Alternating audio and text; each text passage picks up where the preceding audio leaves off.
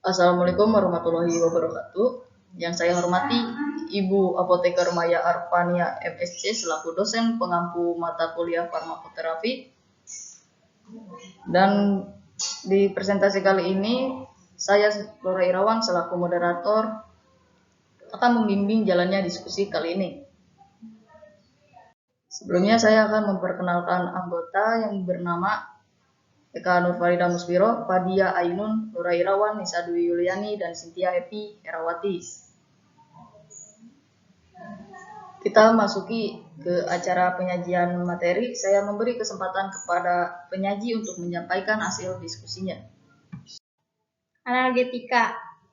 Analgesik adalah zat yang dapat meredakan nyeri tanpa menguranginya kesadaran.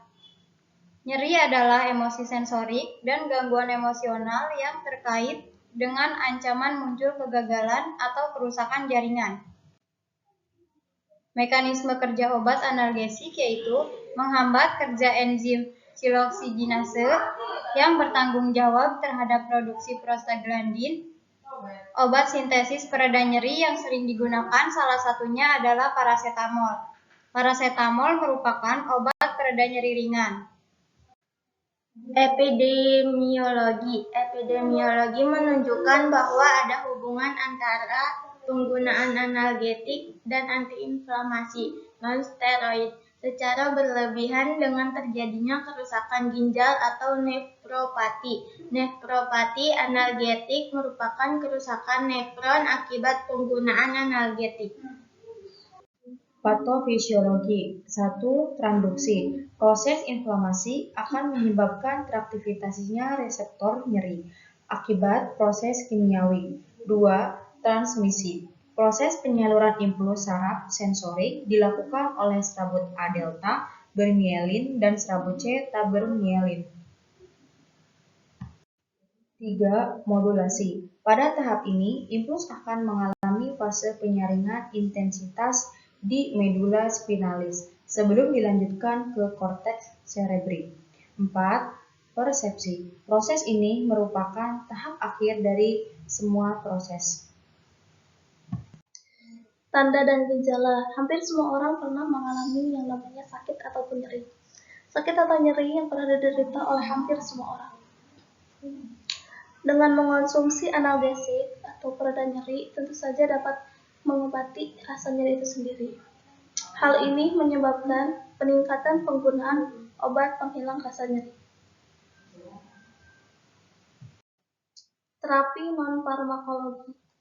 Nyeri dapat diatasi dengan terapi farmakologi dan terapi non-farmakologi. Terapi dari non-farmakologi itu sendiri yaitu terdapat teknik relaksasi, massage, kompres, terapi musik, murotal, distraksi, dan guided imaginary. Teknik non-farmakologi ini sendiri merupakan salah satu intervensi keperawatan secara mandiri untuk mengurangi nyeri yang dapat dirasakan oleh pasien. Terapi non-farmakologi. Teknik non-farmakologi banyak digunakan untuk mengatasi nyeri pada pasien fraktur.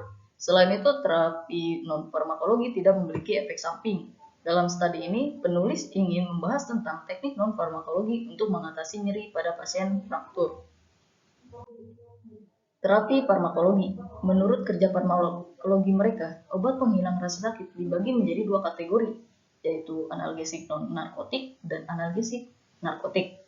Disinilah obat penghilang rasa sakit narkotika masuk menghilangkan rasa sakit yang parah, seperti patah tulang dan kanker. Analgesik narkotik merupakan kelompok obat yang memiliki sifat-sifat seperti opium atau morfin. Bekerja di susunan saraf pusat, reseptor tempat terikatnya opioid di sel otak disebut reseptor opioid. Penggunaan terapi, nyeri yang kuat hingga yang paling kuat, nyeri tumor, nyeri yang disertai ketakutan eksistensial. Analgesik non-narkotik. Golongan ini sering disebut juga dengan AINS, yakni antiinflamasi non-steroid. Selain bersifat analgetik, juga bersifat antiinflamasi dan antipiretik. Tidak bersifat adiktif, dipakai untuk mengobati nyeri ringan sampai sedang. Analgetik non-narkotika Berikut ini merupakan contoh obat dari analgetik non-narkotika. Yang pertama ada paracetamol, lalu dari golongan salisilat ada aspirin, Mg salisilat, diflunisal. Lalu pada penamat ada meklopenamat dan asam mefenamat. Lalu ada nadiklofenak, lalu ada antalgin. Untuk subsalisiliknya itu ada ibuprofen, fenoprofen, ketoprofen, dan naproxen. Asam piroligin karboksilat itu contoh yaitu ada ketorolac, dan untuk inhibitor COX-2 itu ada celecoxib sama valdecoxib. Mekanisme kerja. Golongan obat ini bekerja dengan cara menghambat sintesis prostaglandin atau PG. PG hanya berperan pada nyeri yang berkaitan dengan kerusakan jaringan atau inflamasi. PG menyebabkan sensitisasi reseptor nyeri terhadap stimulasi mekanik DNA kimiawi. Dosis obat asam salisilat. Dosis antipiretik salisilat untuk orang dewasa adalah 325 sampai 650 mg setiap 3 sampai 4 jam. Untuk anak 15 sampai 20 mg per kilogram berat badan diberikan setiap 4 sampai 6 jam. 2. Asam mefenamat. Dosis asam mefenamat 2 sampai 3 kali 250 sampai 500 mg sehari. Lalu ada efek samping: 1. Gangguan saluran cerna, 2. Gangguan hati, 3. Gangguan ginjal, dan 4. Reaksi alergi. Akhirnya kita sudah berada di ujung presentasi. Jangan lupa ingat apa yang telah kami presentasikan. Jika ada kurangnya saya mohon maaf yang sebesar-besarnya. Akhir kata, wassalamualaikum warahmatullahi wabarakatuh.